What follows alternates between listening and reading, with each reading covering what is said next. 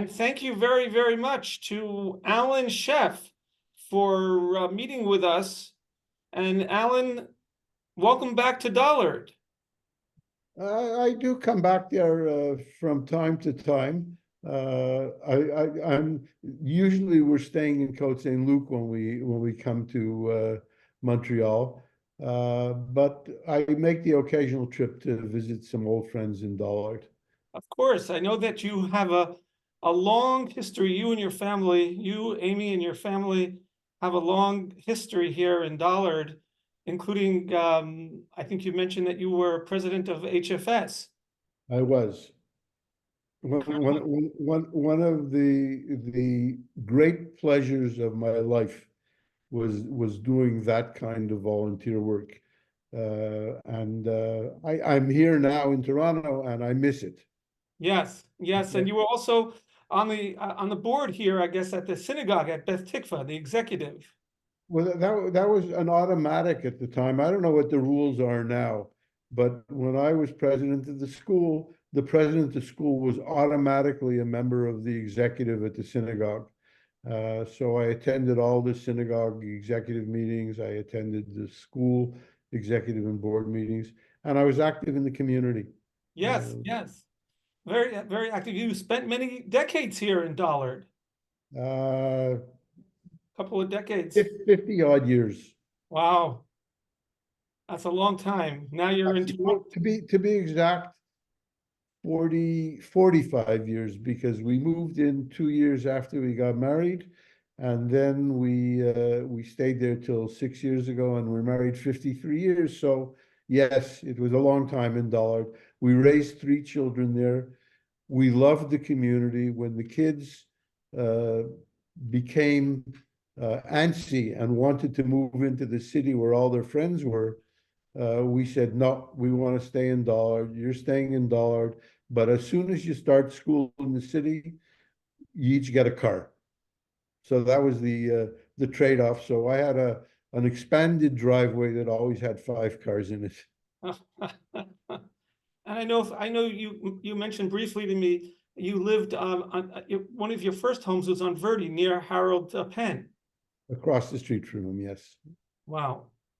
And then you had some other places. Well, and now you're in Toronto with your family. Now we're in Toronto with our family. It was an easy move because my 2 daughters live in Toronto. My brother's been here since the early 50s, and he has a very large family. So we have a lot more family in Toronto now than we have in Montreal. Yes, yes. And you also mentioned that your son Jordan was a madrich, as you yourself were, on the March of the Living. And Jordan was with Rabbi Steinmetz, who at the time was the rabbi in Montreal. Right, and he developed a rapport with him so that ultimately, when he got married in California. And we brought Rabbi Steinmetz out to California to marry him. Oh, amazing. Well, we just met with Menachem a few days ago. Menachem is, of course, Menachem and Nechama, of course, your relatives. Them are members here, and he had the same shirt that you're wearing, and I guess the urgency is getting more and more acute each and every day. Well, let me give you a little bit of background, but I started to tell you that neither Menachem nor my wife Amy, who's the cousin, ever met the twins or their family. The connection actually goes back further, much further, to my father-in-law, who's still with us at age 98, growing up with the twins' grandmother in Poland. Okay, and after the war, they all ended up in Germany and ultimately emigrated to Israel. The parents of the twins, 35 or 40 years ago, moved to Kfar Aza and raised their family there. They have 4 boys, okay? And they lived there for 35 peaceful years. From what I understand, it was a paradise. And then this happened. And Right. the two boys were kidnapped, and they're now in Gaza.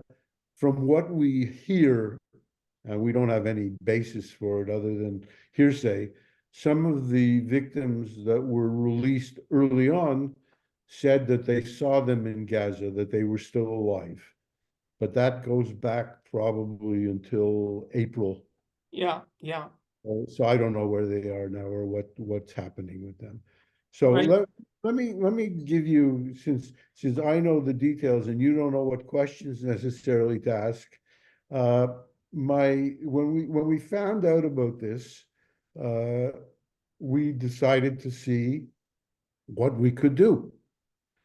Okay, so we put together from a variety of people a peckle of gelt, and my son in New York got on a plane, went to Israel, and met with the family and brought them the money. Okay, and he is today probably the one that is closest to them.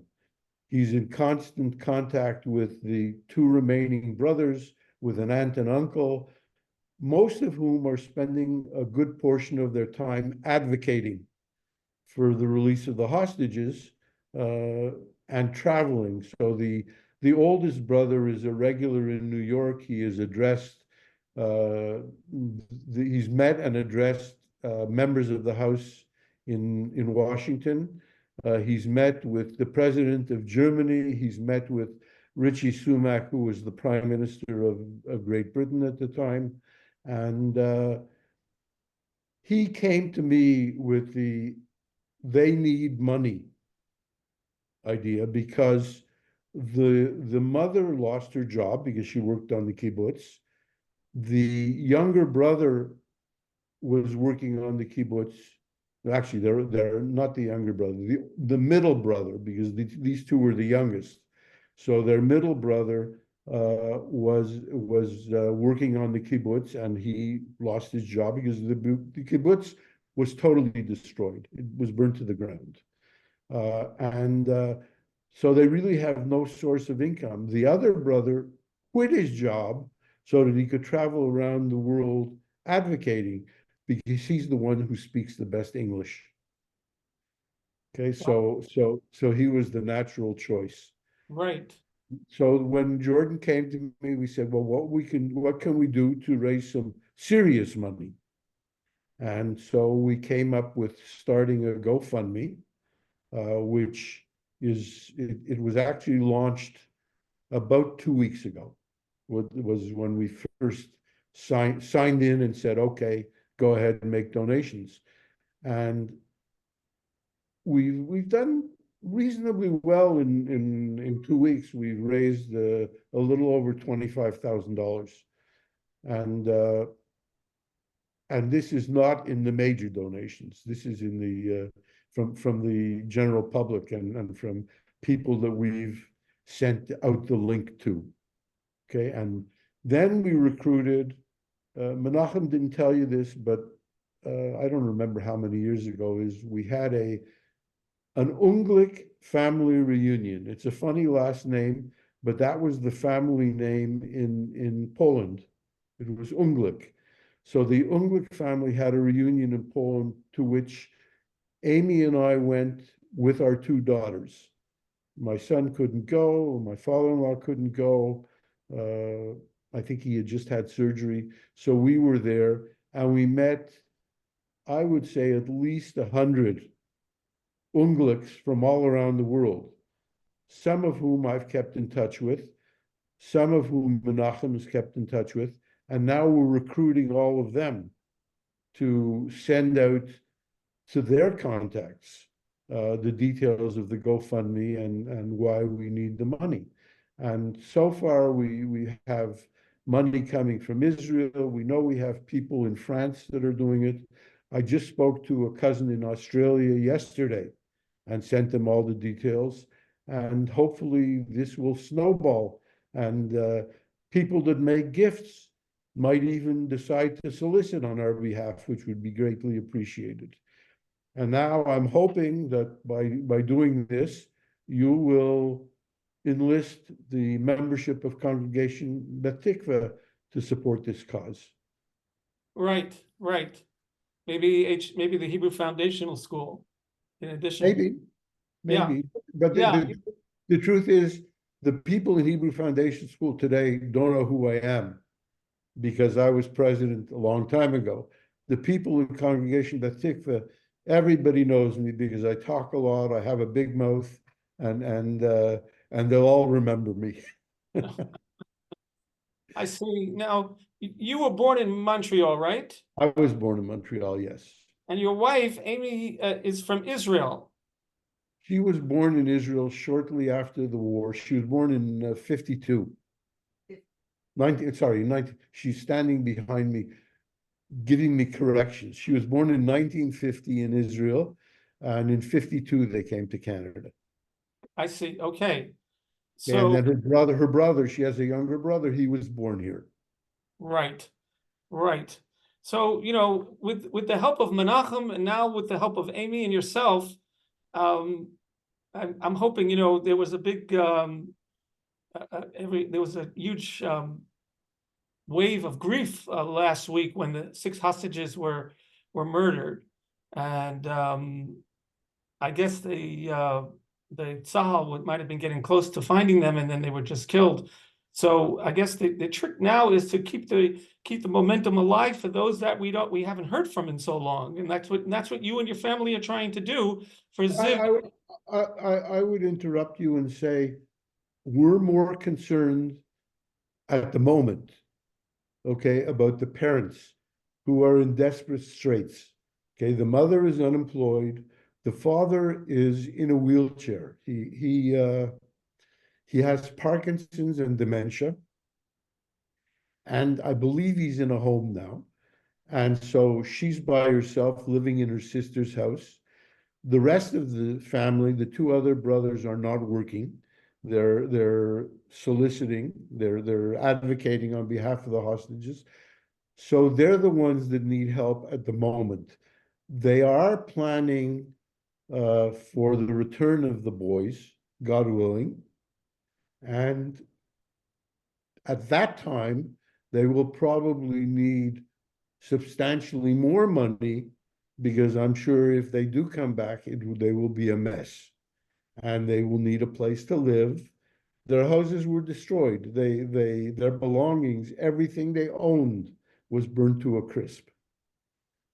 So that's where we're at right now. I understand. And here, as Menachem pointed out on his interview, you are well known here in Dollard, and it's unfortunate that we have to reconnect this way through this tragedy. But like you say, we hopefully we can step up and see how we can offer support to them. After all, the network is much closer to the people here because they know you, they know Menachem, and it just makes it one degree closer. Do you feel like the community in Canada is a little bit in Toronto is supporting you?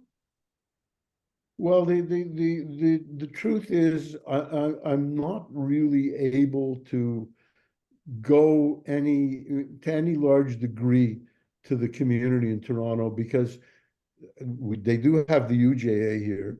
They had a major Israel campaign after October the 7th, which raised, if I remember the number correctly, over $100 million. Okay, so the Toronto community has done their share. I am in the Toronto community. I'm going to people that I know. And now I know people because as an example, my niece is the current chair of the UJA in Toronto. My brother has chaired the campaign here a couple of times. So again, the Sheff name is known, but I'm sort of loath to go after people here when my niece is soliciting them for what is a cause that is helping not only my family but a lot of other families. Yes. All right. So we just have to keep our eyes on the target and see how we can help. I think it's interesting that your son Jordan, who lives in New York, he was connected here with Rabbi Steinmetz, but now once again they're together in New York. That's correct, and they're very close. was that planned that way, or it just worked out that way? No, it just worked out that way. Jordan was there before Rabbi Steinmetz got the pulpit at KJ, and it turned out. But he was a big help in getting my grandchildren into Ramaz, okay, which is affiliated with KJ and is hard to get into unless you've already got family in the school. If you're an immigrant to New York, it's difficult to get accepted.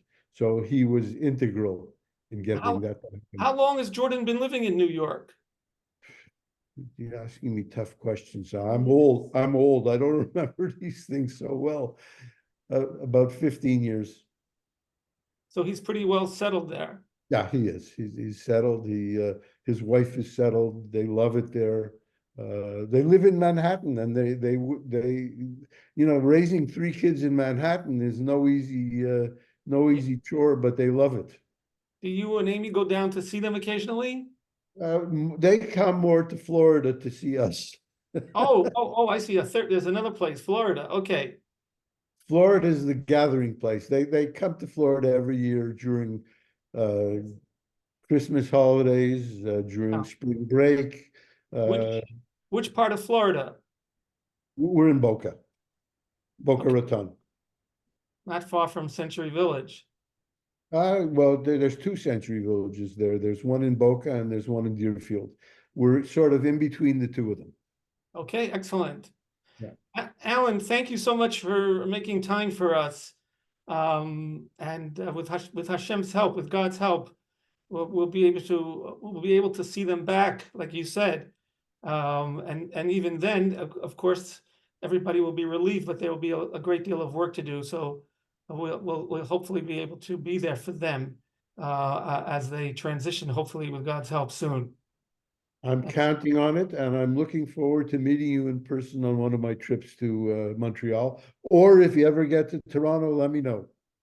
Okay, Can I say one more thing before you say goodbye? of course. For anybody who would like to help us out, I'm hoping that you're going to send it out to the membership.